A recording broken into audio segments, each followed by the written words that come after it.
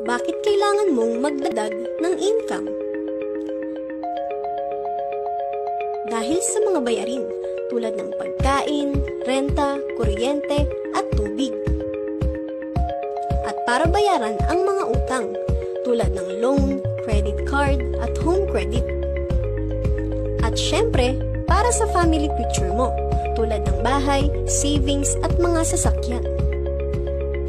Bakit online strategy business ang kailangan gawin?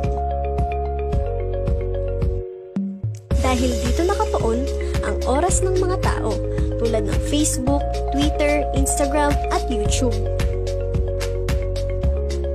Ang kagandahan dito, kahit busy ka, kahit may work ka, at kahit nasa bahay lang, pwedeng-pwede mo tong gawin.